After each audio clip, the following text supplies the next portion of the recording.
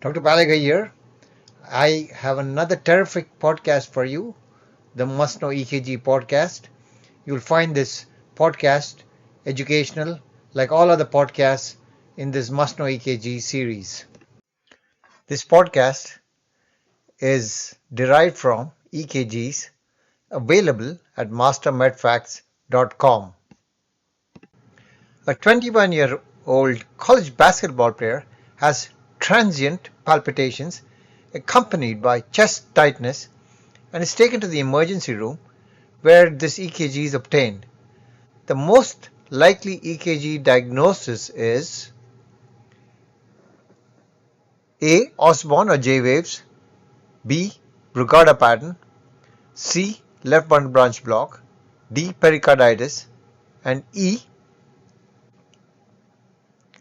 Pre-excitation.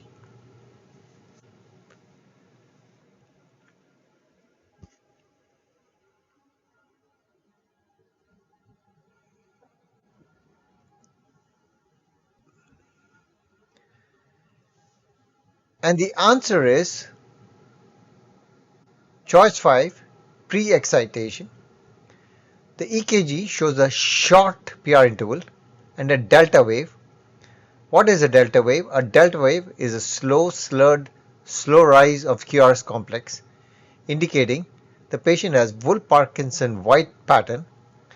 WBW or Wolff-Parkinson-White affects between 1 and 3 of every 1,000 people worldwide.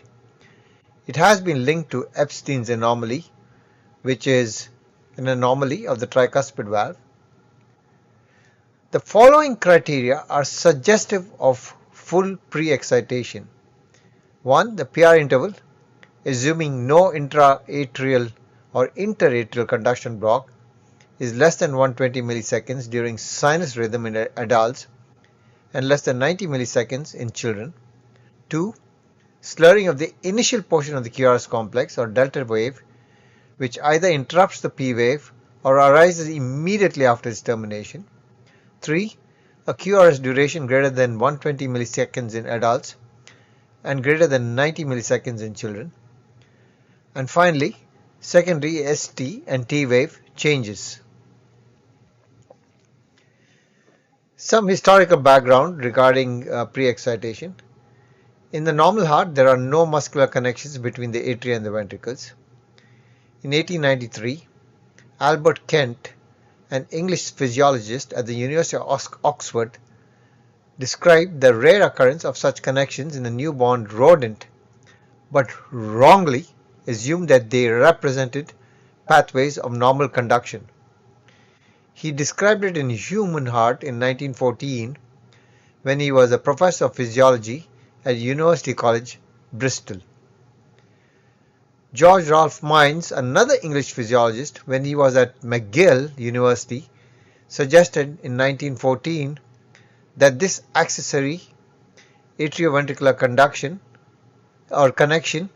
or the bundle of Kent might cause tachyarrhythmias. In 1930, Lewis Wolff and Paul Dudley White in Boston and Sir John Parkinson in London, England, reported their combined series of 11 patients with bizarre ventricular complexes and short PR intervals. Then in 1944, P.M. Segers introduced the triad of short PR interval, pre-excitation of ventricles characterized by a prolonged upstroke of the QRS complex or the delta wave, and tachyarrhythmia, which characterizes the Wolff-Parkinson-White syndrome.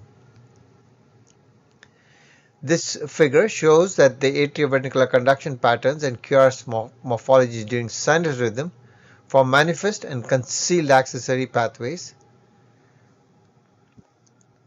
As you'll see in the left side figure, it's the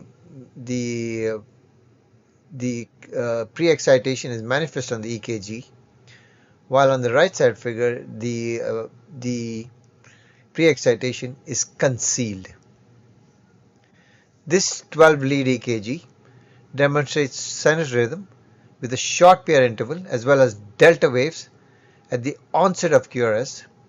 The morphology of the QRS is an atypical left bundle branch pattern consistent with a manifest right-sided accessory pathway. Wolff-Parkinson-White syndrome is caused by an abnormal cardiac muscle bundle called an accessory pathway or bypass tract, which provides a functional electrical connections between the atrium and ventricle in a region outside the normal AV node. Delta waves detectable on an EKG have been reported to be present in 0.15 to 0.25% of the general population. The conduction may be intermittent in the pathway.